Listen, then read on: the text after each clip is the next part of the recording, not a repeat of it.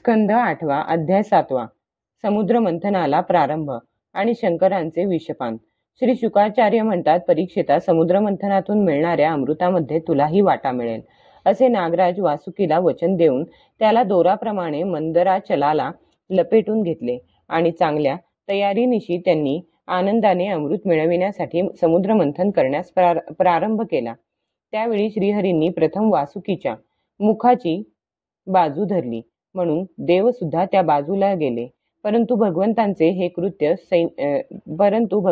हे कृत्य दैत्य सेनापतींना पसंत पडले नाही। ते म्हणाले, शेपूट हे सापाचे अपवित्र अंग आहे, आम्ही ते पकडणार नाही।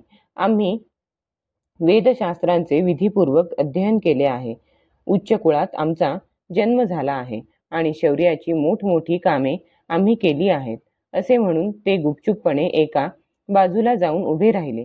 ते पाहून भगवंतांनी स्मित हास्य करून वासुकीचे मुख सोडले आणि देवांसह शेपूट पकडले। अशा प्रकारे आपापले स्थान निश्चित करून देव आणि असुर अमृत प्राप्तीसाठी पूर्ण तयारीनिशी समुद्र मंथन करू लागले।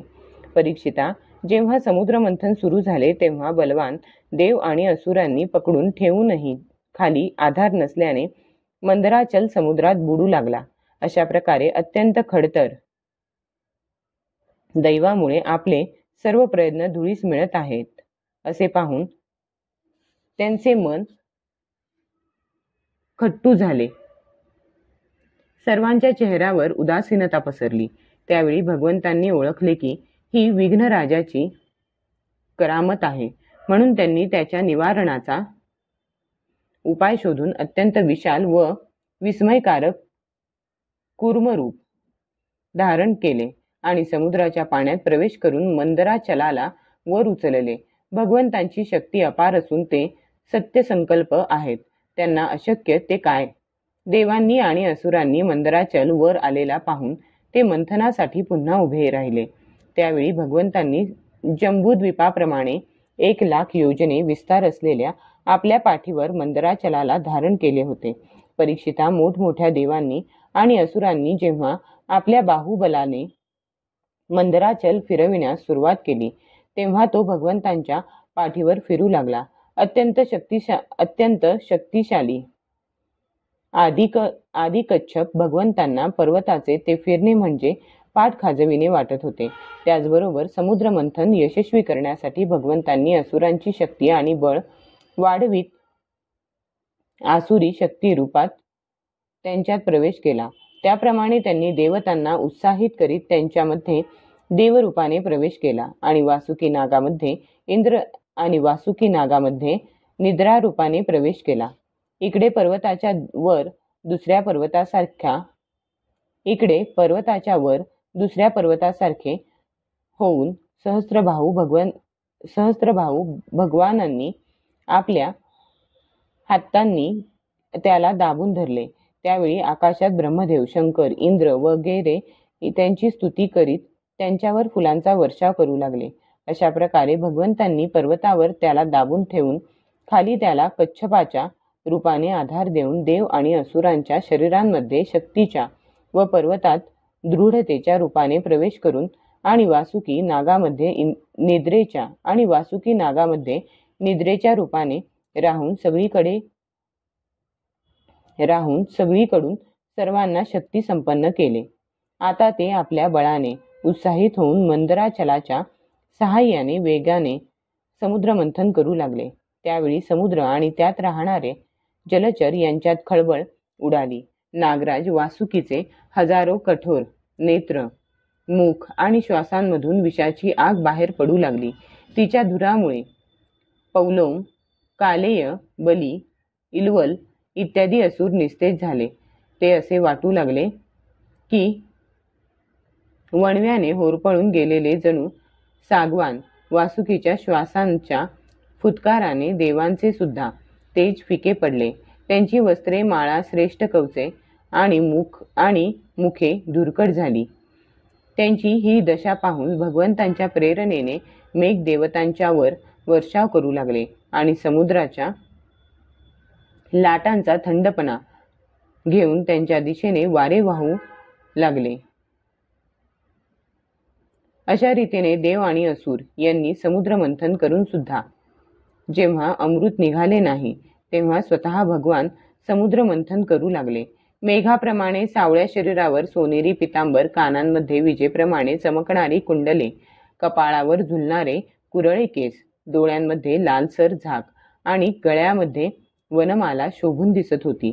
संपूर्ण जगाला अभय देणाऱ्या आपल्या विश्वविजयी भुजांनी वासुकी नागाला पकडून तसेच कूर्म रूपाने पर्वताला धारण करून जेव्हा भगवान मंदराचलाच्या रवीने समुद्र मंथन करू लागले त्यावेळी ते दुसऱ्या पर्वताप्रमाणे अतिशय सुंदर दिसू लागले. अशा प्रकारे समुद्र मंथन चालू असता समुद्रातून सुरुवातीला हालाहल नावाचे अत्यंत उग्र विष निघाले. त्यामुळे समुद्रातून मासे, मगरी, साप व कासवे भयभीत होऊन वर आली आणि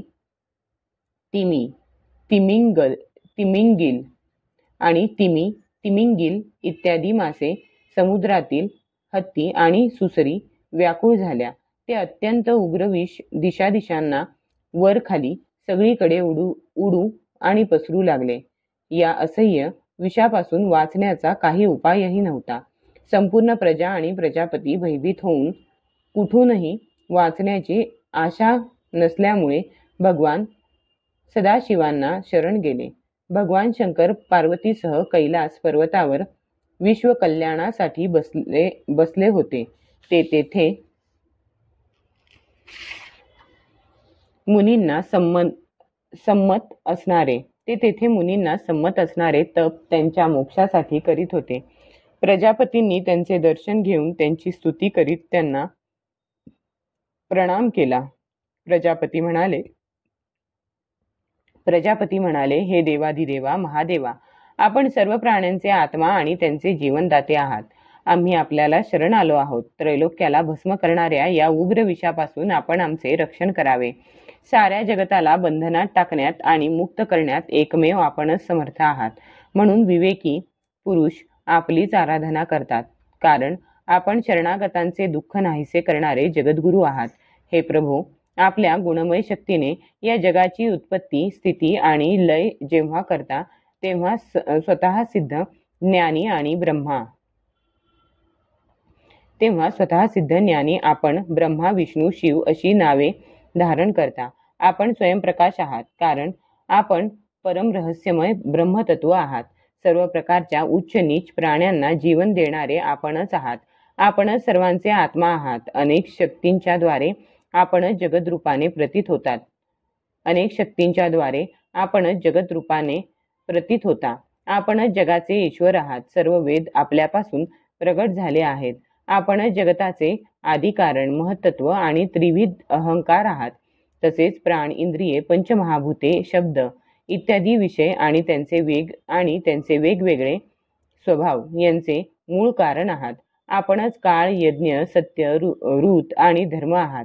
आपणच अ, उ, म या 3 अक्षरांनी युक्त असा प्रणव आहात, असे वेदवेत्ते म्हणतात. सर्वदेव स्वरूप अग्नी आपले मुख आहे. तिन्ही लोकांचे कल्याण करणाऱ्या हे देवा, ही पृथ्वी आपले चरणकमल आहे. आपण अखिल देवस्वरूप आहात. हा काळ आपली गती आहे. दिशा कान आहेत आणि वरून रसनेंद्रिय आहे. हा काळ आपली गती आहे. दिशा कान आहेत आणि वरून रसनेंद्रिय आहे. आकाश नाभी आहे. वायू श्वास आहे. सूर्य नेत्र आहे आणि पाणी वीर्य आहे. आपला अहंकार उच्च नीच सर्व जीवांचा आश्रय आहे. चंद्र मन आहे आणि हे प्रभो, स्वर्ग आपले मस्तक आहे. हे वेदस्वरूप भगवन, समुद्र आपले पोट आहे. पर्वत हाडे आहेत. सर्व प्रकारच्या औषधी आणि गवत आपले रोम आहेत. गायत्री इत्यादी छंद आपल्या शरीरातील 7 धातू आहेत आणि सर्व प्रकारचे धर्म आपले हृदय आहे. हे स्वामी, 5 उपनिषदेच आपली 5 मुखे आहेत. त्यांच्याच पदच्छेदापासून 38 कलात्मक मंत्र निघाले आहेत. हे देवा, आपल्या स्वरूपामध्ये राहणे हेच आपले शिव नावाचे स्वयंप्रकाश परमार्थ तत्व आहे. दंभ, लोभ इत्यादी अधर्माच्या तरंगामध्ये आपली छाया आहे, ज्यापासून विविध प्रकारची सृष्टी निर्माण होते. ते सत्व, रज, तम हे आपले 3 नेत्र आहेत. प्रभो, छंदरूप सनातन वेद हे आपले ज्ञान आहे.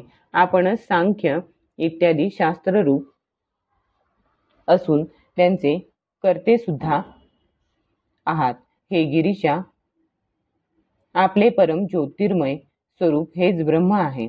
त्यामध्ये रजोगुण, तमोगुण किंवा सत्वगुण नाही की कोणत्याही प्रकारचा भेद नाही. आपल्या त्या स्वरूपाला सर्व लोकपाल एवढेच काय, परंतु ब्रह्मदेव, विष्णू आणि देवराज इंद्र सुद्धा जाणू शकत नाहीत. आपण कामदेव, दक्षाचा यज्ञ, त्रिपुरासुर, कालकूट, विष इत्यादी अनेक जीवद्रोही व्यक्ती आणि वस्तू नष्ट केल्या आहेत असे म्हणणे ही काही आपली स्तुती नव्हे. कारण आपण तयार केलेले हे विश्व प्रलयाच्या वेळी आपल्याच डोळ्यांतून निघालेल्या आगीच्या ठिणगीने जळून भस्म होऊन जाते आणि याचे आपल्याला भानही नसते. जीवनमुक्त आत्माराम पुरुष आपल्या हृदयामध्ये आपल्या चरणयुगुलांचे ध्यान करीत राहतात. तसेच आपण नेहमी तपस्येमध्येच मग्न असता. असे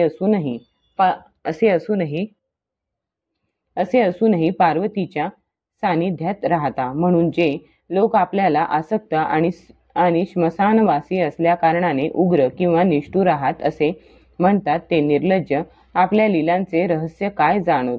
हे या कार्यकारणरूप जगताच्या पलीकडे असणाऱ्या मायेपासूनही दूर असणाऱ्या आपल्या अनंत स्वरूपाचे प्रत्यक्ष ज्ञान सहजासहजी ब्रह्मदेवादिकांनाही होत नाही, तर ते स्तुती कशी करू शकतील? आम्ही तर त्यांच्या पुत्रांचेही पुत्र. आम्ही आपली यथार्थ स्तुती कशी करणार?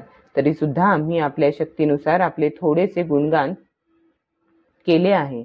आम्ही तर केवळ आपले हे लीला विहारी रूप पाहत आहोत. आपले परम स्वरूप आम्ही जाणत नाही. हे महेश्वरा, आपल्या लीला जरी अव्यक्त असल्या तरी संसाराचे कल्याण करण्यासाठी आपले व्यक्तिरूप उपकारक आहे. श्रीशुक म्हणतात, परीक्षिता, त्यांच्यावरील हे संकट पाहून प्राणीमात्रांचे सुहृद भगवान शंकर करुणेने व्याकुळ होऊन आपल्या प्रिय पत्नीला म्हणाले. श्री शिव म्हणाले, देवी, फार वाईट झाले.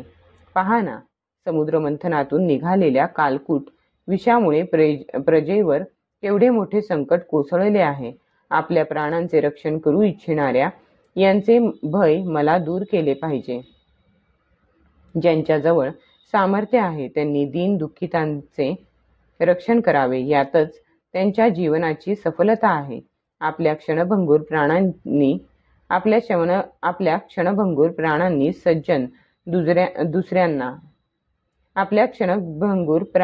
सज्जन दुसऱ्यांच्या प्राणांचे रक्षण करतात. आमच्याच मायेमुळे हे मोहग्रस्त होऊन एकमेकांशी वैर करीत आहेत. हे कल्याणी, त्यांच्यावर जो कृपा करतो त्याच्यावर सर्वात्मा भगवान श्रीहरी प्रसन्न होतात.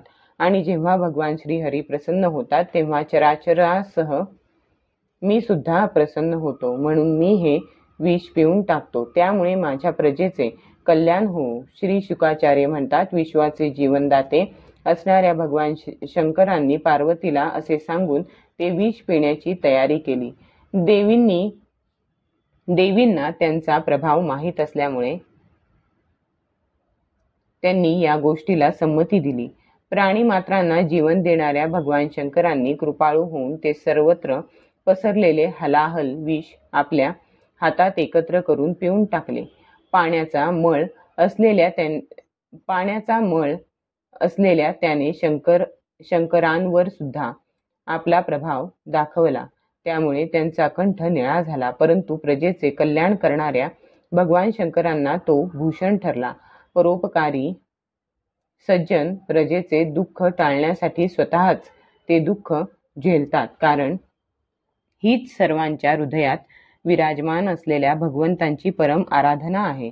सर्वांची कामना पूर्ण करणाऱ्या देवाधिदेव शंकरांचे हे कृत्य ऐकून प्रजा, दक्षकन्या, सती, ब्रह्मदेव आणि विष्णू त्यांची प्रशंसा करू लागले. ज्यावेळी भगवान शंकर विषपान करीत होते त्यावेळी त्यांचे हातून विषाचे थेंब खाली सांडले. ते विंचू, साप, अन्य विषारी प्राणी आणि विषारी वनस्पतींनी ग्रहण केले. अध्याय 7वा समाप्त.